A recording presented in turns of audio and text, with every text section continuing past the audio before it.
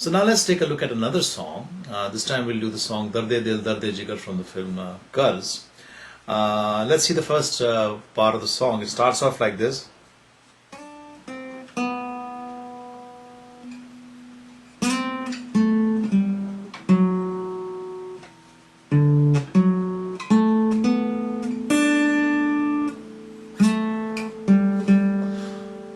So that note over there was G, where the melody line for the mukhla or the main verse ended, and that is the key of the song. So if you recall the previous exercise, the next step is to find out the other notes which were being played, and you would see the notes were, we started with this note. So with this note is D, C, B, then we played. So now we know that the notes we've used are, we've used the notes, other than the note G, we've used A, we've used B, we've used C, we've also used D, let's see, and we've also used F sharp as well.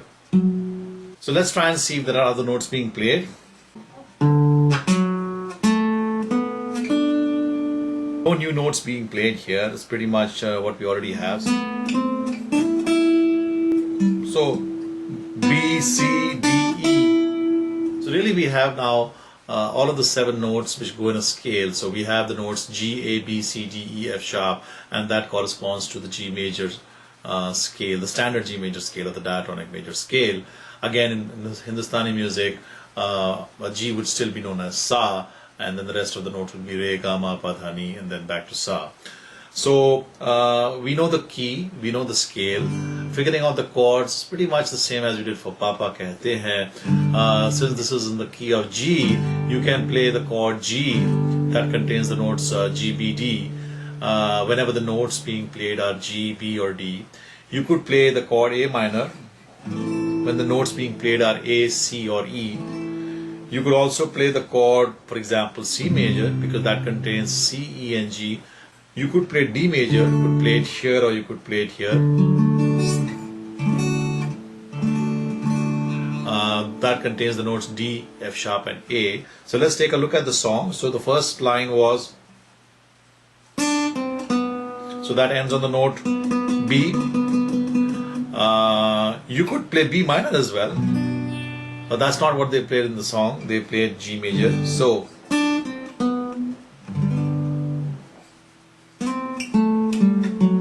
this note is F sharp, where they played the chord D, which contains the notes D, F sharp, A, and then. So we continue playing D over there,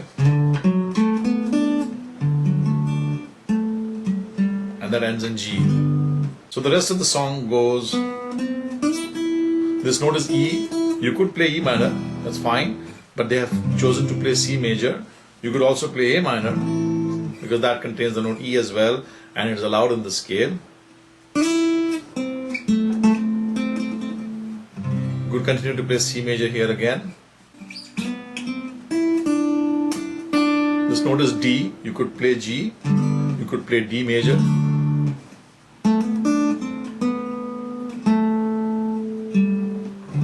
Back to G. So, depending on what mood you want to create in the song, you could play different chords.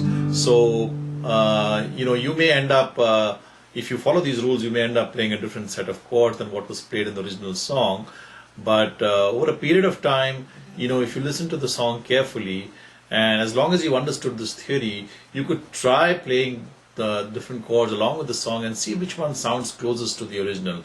So try play along with the track, and when it comes to that point, for example, at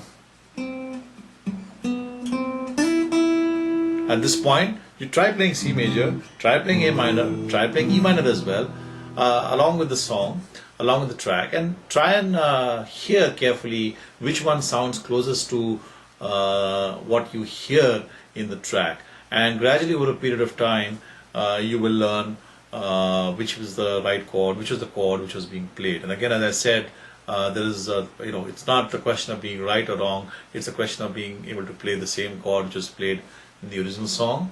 That's important to create the same mood. And of course, if you're playing with other musicians and there are other instruments also adding harmony lines, it will be important for you to play the same chord. You could, as I said earlier, listen very carefully to the bass lines typically played by a bass guitar, and that will give you the chord which is being played. This comes over a period of time, and I'm sure you'll be able to figure it out.